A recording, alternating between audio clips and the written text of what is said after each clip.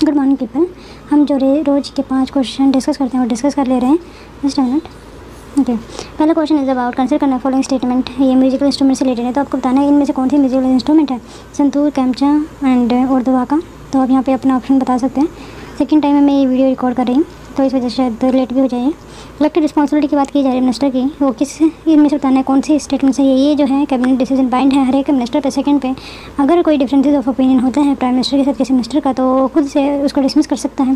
के पार है prime minister के पास क्योंकि करने फॉलोइंग स्टेटमेंट को। आर्य समाज क्या है, पंजाब के रीजन एक्टिव था। सेकंड है श्री नारायण धर्म परिपालना सभा महाराष्ट्र में। मैंने आपका परम हंसना मंडली बंगाल में क्या ये एक्टिव थी। तो बताना कौन सा सही है। अगर आपको एक भी आंसर पता होगा तो शायद आप दे पाएंगे। नेक्स्ट क्वेश्चन पे चलते हैं। मैडम जुलियन ऑसिलेशन के बारे में है। ये जो है ओशन एटमॉस्फेयर इंटरेक्शन था, आपको ये बताना है कहाँ पे, किस रीजन में, इक्वेटोरियल रीजन में। नेक्स्ट में है इट इज़ ओवर। अगर इंडियन ओशन में ये होता है तो क्या ये हेल्प करता है, हमारे गुड रेनफॉल आती है हमारे इंडियन ओशन में। तो विच ऑफ द फॉलोइंग जो है इनमें से कंट्रीब्यूट करता है यूटोरिफिकेशन की प्रोसेस को, मतलब ज़्यादा बढ़ाता है। बताना है आपको नाइट्रोजन, फॉस्फोरस या सल्फर। अगर एक भी आता होगा तो आप आंसर दे पाएंगे। नेक्स्ट क्वेश्चन आंसर देख रहे हैं। इनमें से बताना है आपको म्यूजिकल इंस्ट्रूमेंट कि इनको स्ट्रिंग देखा है आपने, स्ट्रिंग होता है जिसमें तार लगे होते हैं। इनमें से कौन से में तार लगे थे। संतूर में एक टाइप से इस तरीके से बक्सा सा होता है और यहाँ पे स्ट्रिंग लगी होती है। तो ये से संतूर और कमेचा सही है। संतूर देख ले रहे कैसा दिखता है, तो आप यहाँ पे देख सकते हैं संतूर ये है आपके सामने। और जो कमेचे हैं वो इस तरीके से दिखता है आपका, ये देख सकते हैं। यहाँ पे भी ऐसे स्ट्रिंग यूज़ हो रही है। तो और आप उर्दू का देख सकते हैं यहाँ पे। जस्ट अ मिनट, इस तरीके से कुछ दिखता है, ठीक है, इस तरीके से। तो आपने देखा फर्स्ट एंड सेकंड यहाँ पे सही है। थोड़ा इसका भी पढ़ ले, क्या दे रखा है। संतूर एक क्लासिकल स्ट्रिंगेस्ट स्ट्रिंग से बना हुआ था, एक इंस्ट्रूमेंट है। डुक्लेमा टाइप का नंबर ऑफ स्ट्रिंग्स अटैच होते हैं, या फिर ट्रपड़ भी कह सकते हैं, ट्रपड़ टाइप से होते हैं। The best known of these was the सारा तांत्री वीणा, इसका एक अच्छा एग्जाम्पल है। द 100 ऑफ स्ट्रिंगजेट वीणा जो है बनाई जाती है इसी के प्रिंसिपल है। Close relative this is santoor है। अ वेरी पॉपुलर इंस्ट्रूमेंट है, विल प्ले, और ये जो है कश्मीर में प्ले किया जाता है and other part of India. Veena एक स्ट्रिंग्ड इंस्ट्रूमेंट है, consist of the large body hollow, मतलब कि इस तरीके से होती है। और यहाँ पे लार्ज बॉडी जो है हेलो होती है, यहाँ पे हवा वगैरह से जो है ये वाइब्रेशन होती है। Next time the instrument is also made of would say बना होता है। यस बिल्कुल है। कंचे की बात करें, कंचा एक ब्लोड फ्लूट टाइप की होती है, played by the Manganiyars of west Rajasthan में बजाई जाती है। The whole instrument is one piece of wood होता है पूरा का पूरा। द स्पेरिकल बोल जो एक्सटेंड होता है into neck and finger board, मतलब वीणा जैसे ही दिखती है। The resonator is covered with the leather, और रेजोनेटर जहाँ से आवाज़ आती है उसको कवर कर दिया जाता है लेदर से। And the upper portion with would, और ऊपर पोर्शन जो है would say. There are 4 string made, और इसमें 4 स्ट्रिंग होती है। And number of subsidiary one से पासिंग ओवर इन थिन, एक दूसरे से ऊपर पास हो सके तब ये जो है अपना स्ट्रक्चर तैयार करती है। देन आपका आता है उर्दुवाका। उर्दुवाका जो है drum are place vertically below the musician and sound is produce by striking with them with thick stick और the finger. Prominent among these are the tabla, tabla type से होता है। नेक्स्ट क्वेश्चन पे चलते हैं। नोट्स इंपॉर्टेंट, और वैसे भी आर्टिकल जितना ज़्यादा याद भी नहीं रहता है। With reference to the principal, देखो कलेक्टिव रिस्पॉन्सिबिलिटी का मतलब ये है कि कैबिनेट ने जो डिसीजन ले ली वो हर एक मिनिस्टर के ऊपर एप्लीकेबल है। ये बिल्कुल सही है। लेकिन अगर हम बात करें सेकंड स्टेटमेंट की, ठीक है, प्राइम मिनिस्टर के साथ नहीं बन रही तो वो प्रेसिडेंट को बोलेगा, प्रेसिडेंट इनको हटाएगी। जो लोकसभा के हम डायरेक्टली रिस्पॉन्सिबल, कलेक्टिव रिस्पॉन्सिबिलिटी जो है लोकसभा की होती है और इंडिविजुअल रिस्पॉन्सिबल जो है प्राइम मिनिस्टर पे होती है। तो इस वजह से जो है अगर रिज़ाइन भी करना हुआ, हटाना भी हुआ मिनिस्टर को, तो वो जो सिर्फ और सिर्फ प्रेसिडेंट हटा सकता है। जो fundamental principle underlying working of the parliamentary system of government is the principle of collective responsibility. Article 75 ये स्टेट करता है दैट काउंसिल ऑफ मिनिस्टर्स जो कलेक्टिव रिस्पॉन्सिबल है लोकसभा के। This mean that all the minister own joint responsibility by the Lok Sabha for their act of omission and commission. Statement first is correct. Principle of collective responsibility का मतलब यही होता है कि cabinet ने डिसीजन ले लिया है वो सभी के ऊपर बाइंडिंग होगा। सेकंड स्टेटमेंट की बात करें तो ये देख लीजिए, इन केस ऑफ डिफरेंस अगर ओपिनियन का होता है dissatisfaction with the performance of minister, जो प्राइम मिनिस्टर है डिज़ाइन कर सकता है, तो प्राइम मिनिस्टर डिज़ाइन कर सकते हैं, तो जिसकी वजह से सारे के सारे मिनिस्टर हट सकते हैं। लेकिन अगर किसी एक मिनिस्टर का होता है प्रेसिडेंट उसको डिसमिस करेगा। By exercising this power the prime minister can ensure the realisation of the rule of the collective responsibility in the context doctor Bhimrao Ambedkar ने ऑब्जर्व किया जो कलेक्टिव रिस्पॉन्सिबिलिटी अचीव करने में हेल्प करेगा हमारी only through the instrumental of the prime minister. Therefore unless and until we create that office and endow that office with the statutory authority to nominate and dismiss minister, there can be no collective responsibility. Okay, मान लीजिए यहाँ पे जो है एक statutory body होगी जो minister को कलेक्ट करता है। तो शायद फिर हम जो है कलेक्टिव रिस्पॉन्सिबिलिटी का जो कंसेप्ट है वो भूल ही जाते। ये जो है डॉक्टर भीमराव अम्बेडकर के विचार थे। तो मतलब क्या, कलेक्टिव रिस्पॉन्सिबल होने के लिए आपको जो है स्टेटरी रिकॉग्निशन देनी नहीं पड़ेगी और प्राइम मिनिस्टर को ये पावर होनी चाहिए। देन बात आती है, इनमें से बताना था आपको सोशल रिलीजियस ऑर्गेनाइजेशन ये पंजाब के कौन से रीजन में एक्टिव है। क्या ये आर्य समाज पंजाब में एक्टिव है? यस, मैंने कहा था ना, अगर एक भी आंसर पता होगा तो आप आंसर दे पाएंगे। सेकेंड बात करें तो श्री नारायण धर्म परिपालना महाराष्ट्र में, आई थिंक ये जो है बंगाल में थी। एंड परमहंस मंडली जो है देखते हैं, the spirit of the reform impressed almost the whole of, मतलब क्या कि जब रेनेसा का पीरियड था, हर एक स्पिरिट जो है रिफॉर्म की वो पूरे भारतवर्ष में थी, whole of India, beginning with the effort of the Raja Ram Mohan Roy ने जो इस रिफॉर्म को चैनलाइज करने की कोशिश की बाय द इंस्टीट्यूशनलाइज फ्रेमवर्क। बहुत सारे इंस्टीट्यूशन बनाए, जैसे ताई में सभा हो गया, ब्रह्म समाज हो गया, वही बात की जा रही है। Raja Mohan Roy in Bengal leading to the formation of the Brahmo Samaj कब किया गया था? 1828 में। अपार्ट फ्रॉम द ब्रह्म समाज which has branches in several part of the country, जो परमहंस मंडली है एंड द प्रार्थना सभा महाराष्ट्र में बनी थी। कहाँ बनी थी बच्चे? महाराष्ट्र में बनी थी परमहंस मंडली इन महाराष्ट्र। वो बनाई किसके द्वारा गई थी? एंड द आर्य समाज जो है पंजाब और नॉर्थ इंडिया में एक्टिव थी। कायथा सभा जो है उत्तर प्रदेश में, एंड द सरीन सभा जो है इन पंजाब में बनाई गई थी। बैकवर्ड कास्ट की बात करते हैं, उन्होंने भी कुछ वर्क किया था रिफॉर्मेशन के रिगार्डिंग। सत्यशोधक समाज अगैन, ये जो थे फुल्ले जी थे, ज्योतिराव फुल्ले, महाराष्ट्र ही। और श्री नारायण धर्म परिपाला सभा जो है केरला में बनाई गई थी। जितने बड़े बड़े नाम है ना, याद रखना, that is from Kerala only. Kerala में बहुत ज़्यादा रिफॉर्म मूवमेंट होता है, no entry movement, temple entry movement, कुछ बहुत सारे, जैसे जस्टिस पार्टी भी शायद केरला के वहीं से ही बिलोंग करती है। एंड और मुझे याद नहीं आ रहा है, एक बार दोबारा देखते हैं। श्री नारायण धर्म परिपालना सभा तो ठीक है, परमहंस मंडली के बारे में थोड़ा और जानते हैं। क्योंकि परमहंस मंडली जो है एक सीक्रेट सोशलाइज ग्रुप था। 1849 में इसको बनाया गया था। कहाँ पे बनाया गया था? बॉम्बे में बनाया गया था। क्लोज रिलेटेड है मानव धर्म सभा थे, जो 1844 सूरत में बनी थी। मतलब कि सूरत में जो बनी बिल्कुल पास में पड़ता है गुजरात, तो वहीं से ही इंस्पिरेशन लेके हमारी परमहंस मंडली सभा बनाई गई थी। ये स्टार्ट की गई थी दुर्गा राम मेहती जी, डोडा भाई Panduram and a group of his friend. बहुत ज़्यादा इंपॉर्टेंट है डोडोबा पांडुरांग जो है, बहुत बार मैं इनका नाम सुन चुकी है, तो एक बार थोड़ा सा और जान ले रहे हैं इनके बारे में।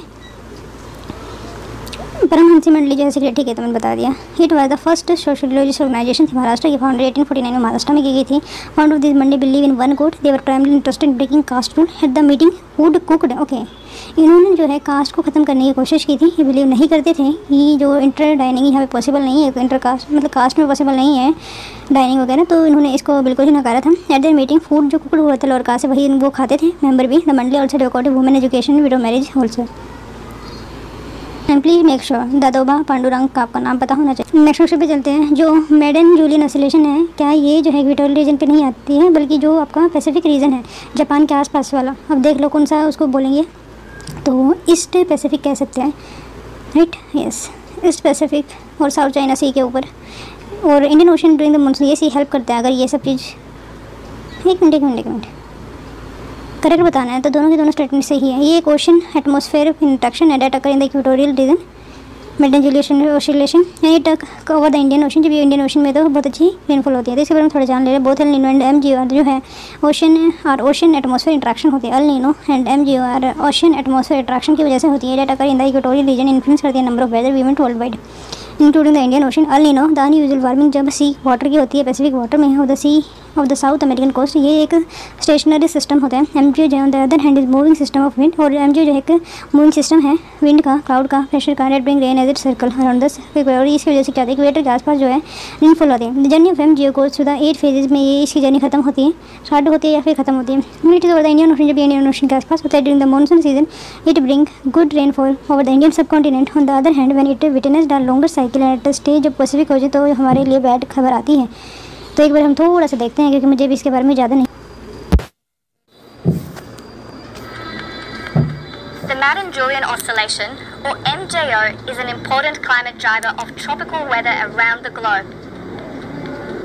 While the El Niño Southern Oscillation and the Indian Ocean Dipole drive changes in Australia's climate on seasonal to annual timescales, the MJO can change the odds of a wetter or drier period on weekly to monthly timescales.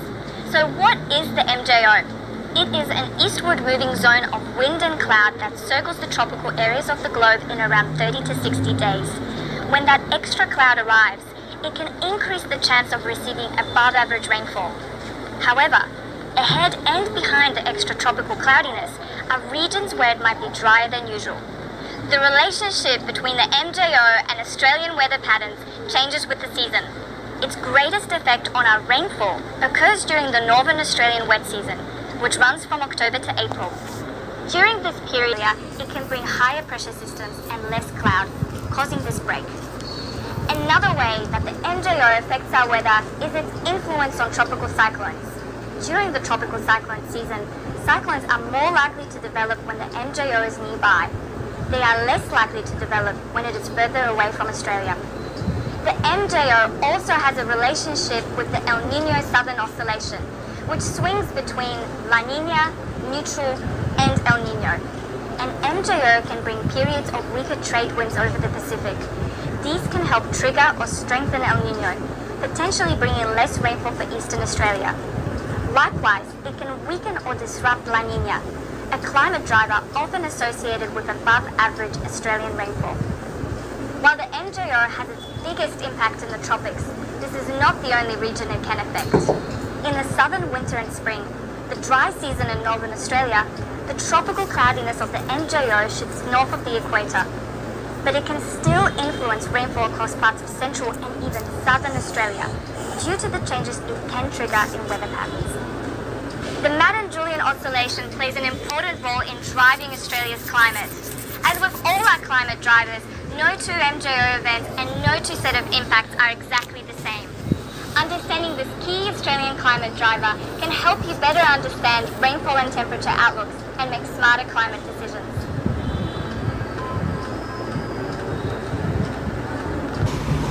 Next question पे चलते हैं। ठीक है, वहाँ पे उन्होंने ocean को मतलब ऑस्ट्रेलिया को ध्यान में रखते हैं समझाया, लेकिन हम अपने हिसाब से भी इसको समझ सकते हैं।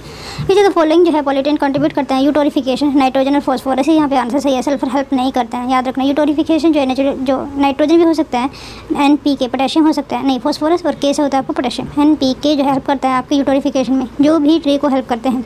यूटोरिफिकेशन जो एक नेचुरल एजिंग होती है लेक की बायोलॉजिकल, लेकिन इसकी वजह से जो ये प्रोसेस है बहुत ज़्यादा एक्सेलरेट हो जाती है। With time stream draining into a lake introduce करते हैं nutrients such as nitrogen and phosphorus, which encourage करते हैं growth of aquatic organism. As the lake fertility increase होना स्टार्ट करती है, प्लांट एनिमल वहाँ पे ग्रो होना स्टार्ट करते हैं। लाइफ बर्जियन, बर्जियन का मतलब होता है मतलब क्या कहते हैं, मतलब बहुत ज़्यादा बढ़ना नहीं प्रोफिलरेट करना, yes. And organic remains began to be deposit on the lake bottom. Over the centuries the result organic debris वहाँ पे पाइल अप होता रहता है। द लार्ज ग्रो शैलो होती है, मतलब कि जो हमारी लेक है या पॉन्ड है या वाटर बॉडी है वो शैलो होना स्टार्ट हो जाती है। And warmer with warm water organism supplant करते हैं those that thrive in a cold environment. And marshal plant took in the shallow and began to fill in the original lake basin. Eventually, the lake give way to large masses of floating plant. Finally, convert करते हैं into land को. Hence, statement first and second correct है, तो third statement not correct. I don't know. Sulfur does not play important role. Okay, 5 question हमारे। Okay, यहाँ पे एक graph है, ये दिखाने की कोशिश की जा रही है किस तरीके से हमारी रैंकिंग बढ़ी है। 2014 में 142 थी, 2015 में 130, मतलब 163 का किस तरीके जर्नी रही, फिर 130 ही रही 2016 में, 130, देन फिर 100 हुई, देन फिर 77, देन 63। ओके, ये निकालता कौन है, ईज ऑफ डूइंग बिजनेस। और क्या क्या इसमें की पैरामीटर होते हैं। स्टार्टिंग ऑफ बिजनेस देखा जाता है, एम्प्लॉइंग वर्कर देखा जाता है किस तरीके से कंडीशन वर्कर की, डीलिंग विद कस्टमर्स परमिट किस तरीके से दिए जाते हैं उसको देखा जाता है। गेटिंग इलेक्ट्रिसिटी, क्या इलेक्ट्रिसिटी मिल रही है या नहीं, रजिस्ट्रेशन हो रही है प्रॉपर्टी या नहीं, क्रेडिट मिल रहा है या नहीं, एंड प्रोटेक्टिंग माइनर इन्वेस्टर या नहीं, हमारे सबसे अच्छी परफॉर्मेंस इसी में ही है। देन पेइंग टैक्सेस, क्या कोई लोग टैक्स पे कर रहे हैं। देन ट्रेड किस तरीके से होता है बॉर्डर में, कॉन्ट्रैक्टिंग विद द गवर्नमेंट, कितना कॉन्ट्रैक्ट वगैरह देती है गवर्नमेंट, कितना फ्री मार्केट है कह सकते हैं। इन्फोर्सिंग कंट्री, यहाँ पे हमारी सबसे बड़ी प्रॉब्लम आती है। एंड रिजॉल्व इंसॉल्वेंसी, ये भी फिलहाल IBC के आने के बाद ठीक है। तो नेक्स्ट पे चलते हैं हम। ओके, 2020 की रिपोर्ट के हिसाब से किस में सबसे अच्छा परफॉर्म किया था। सऊदी अरेबिया ने, जॉर्डन ने, टोगो में, बहरीन, ताजिकिस्तान चाइना का रिलेशन अच्छा रहता है, डिस्प्यूटेड है मतलब दुखी है उससे। Pakistan, China, Kuwait, India, Nigeria का जो हमारी ईज ऑफ डूइंग बिजनेस यहाँ पे बड़ी थी। ओके, एक क्वेश्चन इंपॉर्टेंट हो सकता है। AG प्रोजेक्ट जो है, ग्रीन AG प्रोजेक्ट, ये Indian agriculture for global environment benefit के लिए चलाया गया है। क्रिटिकल बायोडाइवर्सिटी फॉरेस्ट लैंडस्केप को बचाने के लिए इसमें हमारी हेल्प की है FAO ने। इसमें कंजर्व करने की कोशिश करें। मध्य प्रदेश में चंबल लैंडस्केप को, मिजोरम में डंपा लैंडस्केप, यहाँ पे एक वाइल्ड लाइफ सेंचुरी भी लोकेटेड है। ओडिशा की बात करें तो सिंपली पाल लैंडस्केप, राजस्थान की desert national park, and Uttarakhand में Corbett Rajaji landscape. Okay, territory ambitious की बात करें तो बहुत ज़्यादा टेरिटोरियल है। कहाँ कहाँ पे हमारा डिस्प्यूट है ये भी देख लीजिए। हॉट स्प्रिंग जॉर्जेस, कोंग का Depsang Y junction, Galwan valley and Pangong, इससे आप लोकेशन पूछी जा सकती है। एंड ओके, फ्रीक्वेंसी आइडेंटिफिकेशन क्या होता है? रेडियो आइडेंटिफिकेशन क्या होता है? इसमें इलेक्ट्रोमैग्नेटिक फील्ड का यूज़ किया जाता है to identify and track the tag. For example मुझे ढूंढना है तो मेरे ऊपर RIFD टैग लगा दिया जाएगा और जब भी मैं किसी रीडर के कॉन्टैक्ट में आऊँगी इलेक्ट्रोमैग्नेटिक रेडिएशन के थ्रू उसके फील्ड में आ जाएगा तो मुझे जो है पता लगा लिया जाएगा। बट मेरी प्राइवेसी वगैरह भी छीनी जा सकती है तो इस वजह से इसका नुकसान होता है। तो आप फ्रीक्वेंसी देख सकते हैं, रेडियो वेव की फ्रीक्वेंसी है। तो 2 टाइप के होते हैं ये। ओके, कुछ और चीज़ें हैं यहाँ पे इंपॉर्टेंट हो सकती हैं थोड़ी सी। एंड एंडोक्राइन बेसिन एक बेसिन होता है that retain water and allow no outflow to other external bodies of water such as river or ocean but converts instead into a lake or a swamp, permanent or seasonal like it weight। 17 NAM summit Margarita में हुई थी island Venezuela इन सितंबर 2016। अच्छा, 17th NAM summit कहाँ पे हुई थी? तो ये वेनेजुला में हुई थी। नैम समिट फ़िलहाल अब की बार बाकू में हुई है। ये अजरबैजान की कैपिटल शायद है। तो कोई बात नहीं, आज हम देख ले रहे हैं इसके किस तरीके से लोकेशन। आज मैंने Comoros, Madagascar, Seychelles, Mauritius, Reunion इसके नीचे आएगा, Maldives and then Sri Lanka. Okay, थोड़ा सा ये सबसे बेस्ट है अगर आप इसको याद कर पाए तो। देखो, कोमोरोस, माडागास्कर, रियूनियन सबसे नीचे है लेकिन लेफ्ट टू राइट में सबसे माडागास्कर के बिल्कुल पास है मॉरिशस एंड सीचेल्स बीच में आएगा एंड मॉरिशस। इसको याद कैसे रखेंगे? एक मिनट, BSM याद रखते, DRSM करते हैं, RS रियूनियन या फिर MSR नहीं RSM reunion, Seychelles and Mauritius. चलो ठीक है, चलते हैं। और ये बहुत अच्छा मैप है, अगर आप स्क्रीनशॉट ले सकते हैं तो that is well and good. Next पे चलते हैं। यहाँ पे मैं सिर्फ और सिर्फ आपको वो लोकेशन दिखा रहे हैं जो मैंने आपको ऑलरेडी कराया जा चुका है ताकि आपका रिवीजन हो जाए। एंड माई ऑल्सो माडागास्कर है, मॉरिशस है, सीचेल्स आइलैंड है एंड और तो यहाँ पे कुछ ज़्यादा नहीं है, ज़्यादा अच्छा नहीं है। और यहाँ पे देख सकते हैं कितना अच्छा ब्यूटीफुल दे रखा है। तंजानिया, केनिया, सोमालिया, मोजाम्बिक, यहाँ पे मोजाम्बिक चैनल भी है, यहाँ पे कोमोरोस है, यहाँ पे माडागास्कर, सीचेल्स, रियूनियन, मॉरिशस, अगेला क्या है अगलिगा आइलैंड एंड देन चारडोस। नेक्स्ट पे चलते हैं। And just discussing the part of year mapping. Just देखो, ये बहुत ज़्यादा इंपॉर्टेंट है। कहाँ पे बुद्धा ने विजिट किया था? तो ये वही है बुद्धिस्ट पिलग्रिमेज साइट का map of Shravasti in relation to the 8 great palaces जो बुद्धिस्ट मतलब क्या कि 8 ग्रेट पैलेसेस बुद्धिस्ट ने विजिट किए थे। नंबर फर्स्ट है लुम्बिनी, कुशीनगर। देखो, लुम्बिनी में उनका जन्म हुआ था, कुशीनगर में उनकी मृत्यु हुई थी, कह सकते हैं। और सारनाथ में उन्होंने सबसे ज़्यादा सरमन दिए या फिर पहला सरमन दिया है। बोध गया में आई थिंक उनको उसकी प्राप्ति होती है, क्या कहते हैं उसको, निर्वाणा की। ये निर्वाणा, ये परिनिर्वाणा है। और ये लुम्बिनी में जन्म था और सारनाथ।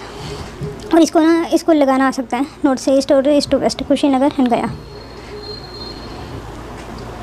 नेक्स्ट पे चलते हैं। Okay, which of the following जो है रैमो के नाम से जाना जाता है, इंपॉर्टेंट हो सकते हैं। तो ये बोंडास थे, ये न्यूज़ में इस वजह से थे क्योंकि यहाँ पे PVTG ग्रुप है ये, और इसमें जो है कोविड-19 फैल गया है। डेट इज़ वेरी बैड कि PVTG की जो पॉपुलेशन वो स्टैग्नेंट रहती है, तो ये हमारे लिए अच्छी बात नहीं है। एंड टर्की जो है कि इंटरकॉन्टिनेंटल कंट्री किस किस में, तो ब्लैक सी एंड मेडिटेरियन सी के बीच में है, याद रखिएगा। और यहाँ पे जो कोरकस है वो भी पास आउट होते हैं। और शायद मैंने उसकी माउंट एल्ब्रस जो है इसकी हाईएस्ट पीक है और मैंने आज आपको बताया भी था रिगार्डिंग। हाँ, यहाँ पे जो है इंपॉर्टेंट चीज़ है कि सेवरल डायनेस्टी रही है उनकी। अगर आपको कैपिटल याद करने में प्रॉब्लम है तो एक बार यहाँ पे मेरे साथ रिवाइज कर लीजिए। चेराज थे कानपुर के थे, पांड्या जो थे मदुराई के थे, चोला थे तंजावर के, सतवाना जो थे अमरावती, मतलब सतवाना की जो कैपिटल अमरावती थी, पालवा ऑफ कांची, पल्लवाज ऑफ कांची। यहाँ पे जो है आर्किटेक्चर बनाना स्टार्ट किया गया था। कदम्बा जो थे बनसावी के थे, वेस्टर्न गंगेज ऑफ कोलर, राष्ट्रकूटा तो जो है ऑफ राष्ट्रकूटा जो थे मन यखटा, चालुक्य थे बदामी के, एंड होसैला बेल्लूर, कटाटिया और रगुल जो भी देख सकते हैं। विजयनगर जो empire from 14th century was the last Indian dynasty that ruled over the region after repeated invasion जो सल्तनत ऑफ दिल्ली की हुई। द फॉल ऑफ विजयनगर 1646 में हो गया था। कब का रेन था ये बताना है आपको।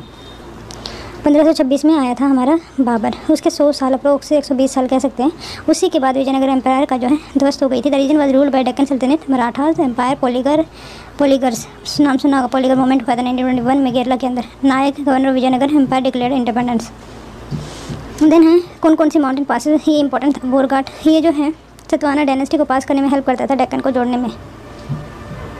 ये जो है आपकी विंटर फॉर्म जो जितनी भी लोकल विंड्स है, देखो चिनूक, नदर एंड नोर्टे जो है आपके नॉर्थ अमेरिका में, पेम्परो सिर्फ एक साउथ अमेरिका। फिर आपको याद रखना है सदरली एंड बिग फील्ड जो है ऑस्ट्रेलिया की थी। देन बुरान एंड कुरबुरान जो है आपके एशिया की है। एंड देन है आपकी बर्ग, सिरको, हरमटन, कामसिन एंड हबोब जो है आपकी अफ्रीका की थी। हेलम, बोरा, इटशियंस, देखो इसमें से 3 याद रखना है, एक तो है बोरा, एक है फोन, एक है मिस्ट्रल, और बाकी आपकी मर्जी है। इलेस्टीन, फेंट, लेवेनेंट, मिस्ट्रल, हेलम। तो ओके 28 अगस्त की 2020 की हम न्यूज़ पढ़ ले रहे हैं थोड़ा सा, जस्ट मिनट। पहली जो न्यूज़ है डेट सेंटर ने टेल किया स्टेट को वो जो है बोरो कर सकते हैं आरबीआई से जो जीएसटी गैप अगर उनकी स्टेट में आ रहा है तो। स्टेट जैसे फेस कर रही है जीएसटी रेवेन्यू गैप को 3 लाख करोड़ का दिस ईयर हैज़ इकोनॉमी की जो है कॉन्ट्रैक्ट पे है कोविड-19 की वजह से जो कंपनसेशन पेमेंट है to state starting getting delayed since October से ही जो है कंपनसेशन नहीं दिया जा रहा है। Last year as GST revenue started to slow down कोविड-19 पैंडेमिक से वाइडेंड द गैप, इसकी वजह से क्या हो गया वाइड हो चुका है गैप को। GST revenue decline 41% in April June quarter में। जीएसटी एक्ट करते हैं extends a guarantee to state that any loss अगर रेवेन्यू में फर्स्ट 5 ईयर में होता है जीएसटी की वजह से तो कंपनसेशन दिया जाएगा किसके द्वारा, सेंटर के द्वारा। Over the 3 lakh crore gap अभी है कंपनसेशन सेस कलेक्शन जो है only expected to cover 65,000 crore, बहुत कम आया है। और द रिमेनिंग जो 2.3 लाख करोड़ है centre said only ₹97 crore was revenue loss due to the transition to GST and rest was covid led slow down. तो मतलब ये कहने की कोशिश की जाए 97,000 का आपका लॉस हुआ है और we can offset this money to you, but और बाकी जो स्लो डाउन हुआ है कोविड-19 की वजह से एंड वो आप अपना खुद संभालो। Government said that the 97,000 crore was covered under GST, और गवर्नमेंट ने कहा है कि हमें 97 करोड़ जो है देने हैं जीएसटी की कंपनसेशन में।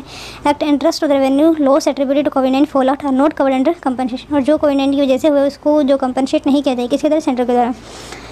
Now states are provided 2 borrowing option, अब स्टेट के पास 2 बोरिंग ऑप्शन है to address this, see the infographic. कौन कौन से ऑप्शन 1 है, एक तो full GST compensation, okay number first है full compensation of shortfall 5 मतलब फाइनेंशियल ईयर 21 के लिए बोरिंग कर सकते हैं मार्केट से, सेंटर से कर सकते हैं, आरबीआई से कर सकते हैं, फैसिलिटेट अदर जो भी बैंक है उससे कर सकते हैं। Shortfall due to pandemic as well as GST implementation, तो रिलैक्सेशन है 0.5 जो एफआरबीएम एक्ट को जो है किसने दिया है, इसको सेंटर ने दिया है, 0.5 का है।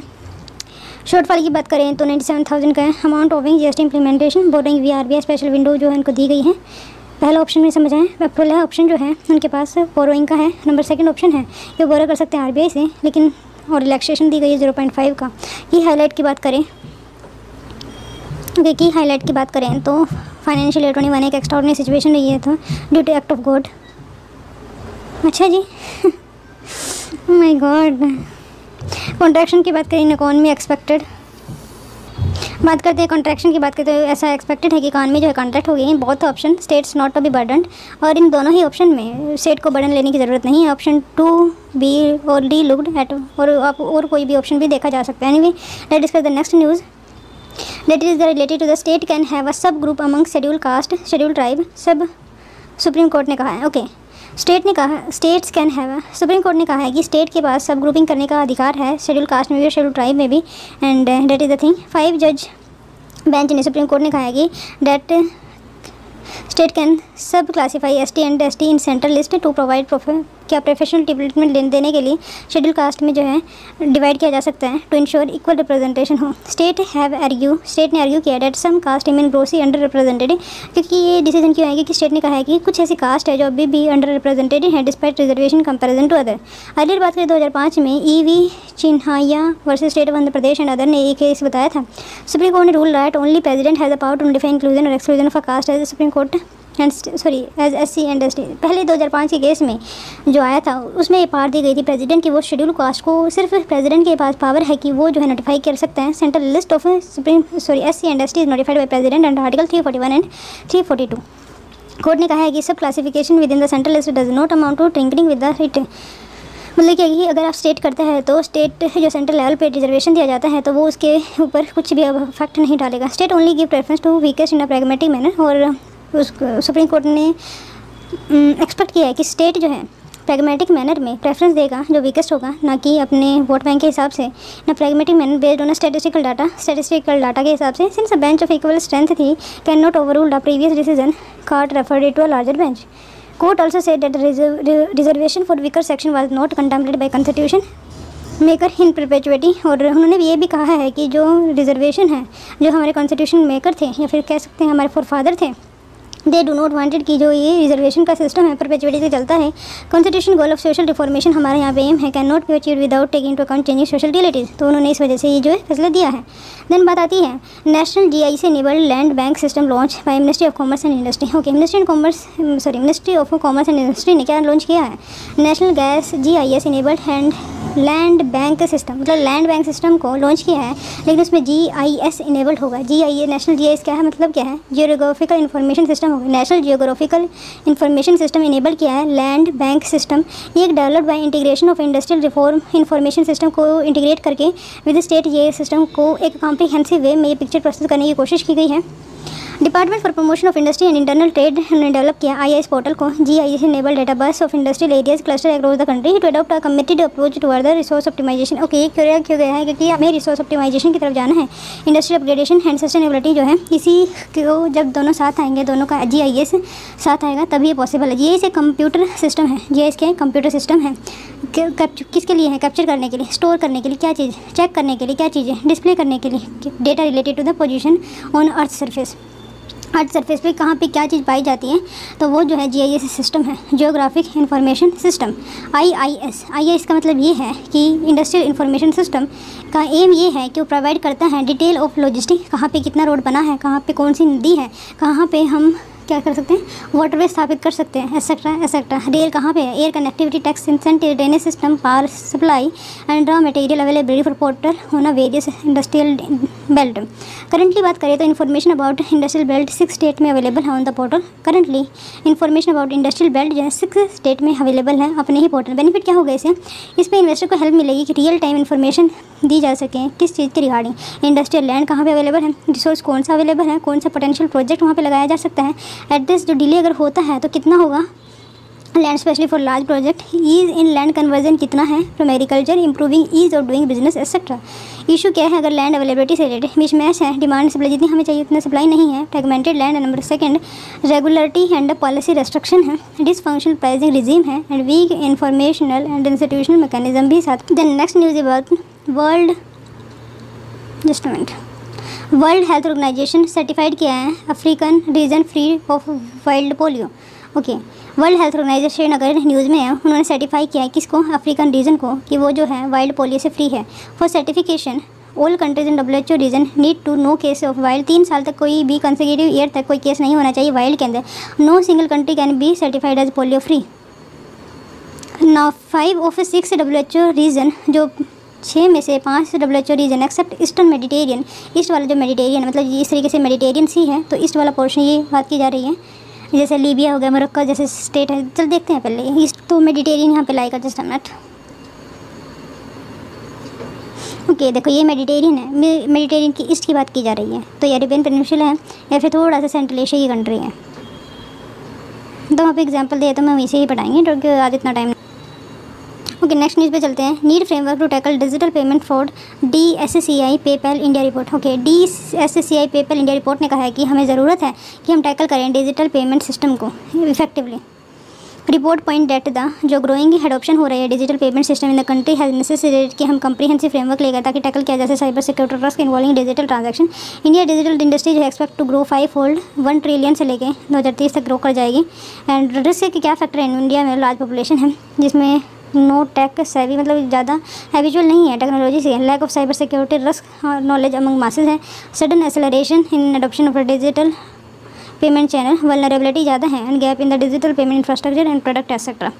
की सजेशन क्या दिए जा सकते हैं, long term strategy for managing global cyber security environment and controlling cyber crime, standardization करना data protection laws and cyber security framework for digital payment, जो कॉम्प्रिहेंसिव रेगुलेटरी गाइडलाइंस लेके आना, रिस्क मैनेजमेंट एंड टेक्नोलॉजी से related, threat intelligence sharing across the ecosystem, strong startup innovation program को cyber security and fintech sector जो है start हो रहे हैं तो इंपॉर्टेंट हो जाता है। Public private partnership for cyber security important है, उसके लिए आप एजुकेशन का सारा ले सकते हैं। वर्कफोर्स डेवलपमेंट का इंसेंटिवाइज करना कंपनी को वो जो है cyber security and data protection के प्रायर मतलब क्या है कि एक मिनट मुझे भी नहीं समझ में आया, इंसेंटिव देना कंपनी को वो जो है cyber security and data protection priority दे for board and C suites में।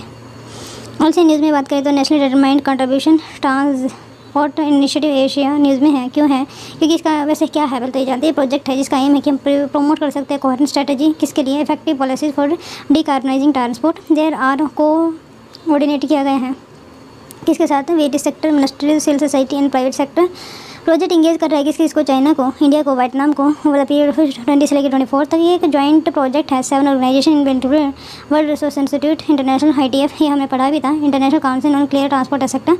इम्प्लीमेंटिंग पार्टनर के हो गया हमारे कंट्रीज है तो ये नीति आयोग है।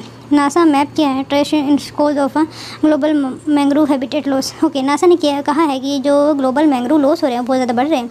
मैप हाईलाइट करता है कि ओवरऑल मैंग्रोव हैबिटेट है डिक्लाइन पे जा रहे हैं बिटवीन 2000 से लेकर 2016। लॉसेस फ्रॉम नेचुरल कॉज भी हो सकता है, इरोजन वगैरह हो गया, एक्सट्रीम वेदर हो गया, डिक्लाइन हो रहा है more slowly than human causes. Key driven for mangrove losses की बात करें तो राइस की ड्रिवन क्या रीज़न है मैंग्रोव लॉस है, तो पहली बात तो राइस है, श्रिम्प है, ऑयल पाम है, कल्टिवेशन है, शोरलाइन इरोजन है, एक्सट्रीम वेदर है, इवेंट सेक्टर है। Mangrove are 3 tree and shrub that grow in a tropical and subtropical coastline। Okay, mangrove क्या है, tropical and sub tropical area में ये जो है ग्रो होते हैं and in wet and moist soil पे and they shield the coast line, और ये जो है बचाते हैं कोस्ट लाइन को from erosion and damage store carbon in their roots trunk and in the soil also. Then है उड़े देश का आम नागरिक उड़ान स्कीम, अगैन एक बार न्यूज़ में है, इसमें क्या है 78 न्यू रूट फाइंड आउट करने की कोशिश की जाए। 4th round of regional connectivity scheme में, मतलब इसका 4th फेज चला हुआ है। 4th राउंड ऑफ उड़ान जो है लॉन्च किया गया था 2019 में, with special focus north east region पे दिया गया था। उड़ान 2016 में लॉन्च किया गया था, जिसका एम था कि हम प्रोवाइड करें कनेक्टिविटी को अनसर्व्ड एरिया में अंडरसर्व्ड एयरपोर्ट थ्रू जो हमारी pre existing revival of air strip हो एंड एयरपोर्ट बनाए जाए। अंडर द स्कीम एयरलाइन जो है वायबिलिटी गैप फंडिंग 50% की दी गई थी of the seat on a flight and fares for those seats are capped by the government. एक नेशनल की कंपोनेंट है नेशनल सिविल एविएशन पॉलिसी 2016 का। और नेशनल सिविल एविएशन मिनिस्ट्री की बात करें तो सिविल एविएशन अथॉरिटी की मैं बात कर सकती हूँ, 1996 में बनाई गई थी एंड DGCI को ऐसी बात चल रही है कि इसको अलग किया जाए। किरण की बात की जा रही है, एक मेंटल हेल्थ रिहेबिलिटेशन हेल्पलाइन है, मेंटल हेल्थ रिहेबिलिटेशन हेल्पलाइन जो सपोर्ट करते हैं issues like early skiing, first aid, psychological support, distress management and mental wellbeing. ये जो है सर्विसेज 13 लैंग्वेज में लॉन्च की गई थी एंड ये लॉन्च किसके द्वारा की गई थी, ministry of social justice empowerment के द्वारा। और then bureau of research and development again news में है under the ministry of home affair. ये सेलिब्रेट करती है गोल्डन जुबली एनिवर्सरी 28 अगस्त 2020। ये रेज कर रहा है with the mandate to promote करे एक्सीलेंस को इन पॉलिसी एंड प्रमोट करे speedy and systematic study of police problem, apply science and technology in the method and techniques by the police. World Urdu conference जो है news में आई है, क्यों, it is being organise by national council for promoting Urdu language. ये एक council है, एक ऑटोनमस बॉडी है किसके अंदर, मिनिस्ट्री ऑफ एजुकेशन के अंदर, याद रखना, not ministry of culture, department of secondary and higher education. It was set to promote develop and propagate Urdu language. ये one of the language 8 schedule of the constitution है। फिलहाल न्यूज़ में इस वजह से थी क्योंकि पंजाब यूनिवर्सिटी ने जो उर्दू डिपार्टमेंट है फॉरेन डिपार्टमेंट के साथ मर्ज करने की कोशिश की है, लेकिन जो उर्दू है हमारे यहीं पे ही ओरिजिनेट हुआ है और अमीर खुसरो जी जो है इसके बहुत बड़े मतलब क्या पायनियर रहे हैं। Great Andaman tribe, recently new member जो है ट्राइब के टेस्ट किए गए हैं कोविड-19, that is not good news क्योंकि उनकी जो पॉपुलेशन ऑलरेडी स्टैगनेंट है। Great Andaman one of the 5 PVTGs हैं कहाँ पे जो रिसाइड करते हैं अंडमान एंड आर्कीपेलगो में, अदर दैन जो जारवा है, ओंगी है, शैम्पियन है, सेलीज़ है। तो इसी के साथ हमारा ये डिस्कशन कंप्लीट होते हैं।